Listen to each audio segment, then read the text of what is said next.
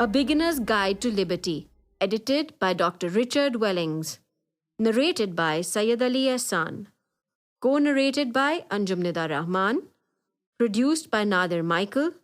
Recorded at Cygnus Pro. With support from Network for a Free Society and the Policy and Research Institute of Market Economy. The Adam Smith Institute holds the copyrights to the book A Beginner's Guide to Liberty. Their website is www.adamsmith.org. Introduction by Richard Wellings. Liberty needs defending.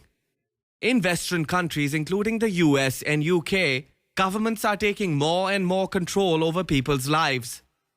In recent years, they have jailed suspects without trial, created large number of new crimes, cracked down on free speech, and even allowed torture. But the attack on liberty is wider than the gradual drift towards a police state. The huge increase in taxes over the last century means that today a large part of every pound, dollar or euro earned is confiscated, and much of what is left is taken by regulations. The rising tide of controls that raise the price of the goods we buy. The number of activities that are not in some way directed or limited by government is becoming smaller. Political leaders have clearly failed to grasp the benefits of allowing us to live our lives as we choose. By releasing our talents and creativity, liberty brings unprecedented wealth and promises a bright future built on new ideas. It also gives us protection from the abuses that have come too often from the overpowerful states. Yet the ignorance of our politicians is not unique. Universities may be teaching more students than ever before, but they rarely school them in liberty. Education is in fact dominated by ideas which promote an even bigger role for the government. A Beginner's Guide to Liberty is a small step towards correcting this bias. It is designed for educated people taking a first look at the arguments for liberty.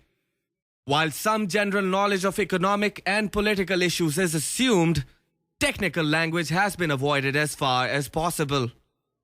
Each chapter looks at a key aspect of liberty and finishes with a short list of further reading for those interested in finding out more. The guide begins by explaining the meaning of liberty and why the concept is so important. It goes on to look at how markets work, free trade, taxes, and government spending and property rights. These essays set out the benefits of liberty with great clarity and explain why actions that restrict liberty have such a negative impact. Later chapters on why government fails, bans, welfare, and banking build on this theme with their sharp focus on the harmful effect of state intervention. The collection ends by looking at the proper role of government. The final chapter concludes that the sphere of politics should be strictly limited. Indeed, the book as a whole sends a clear message that present-day governments do far too much. This implies that we do not live in truly free societies, even in the West.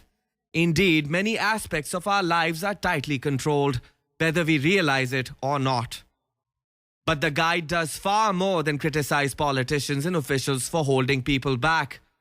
Its expert authors point to a better alternative, an exciting, dynamic, and prosperous world based on freedom. This can be achieved if supporters of liberty win the war of ideas. The Beginner's Guide to Liberty is part of that fight.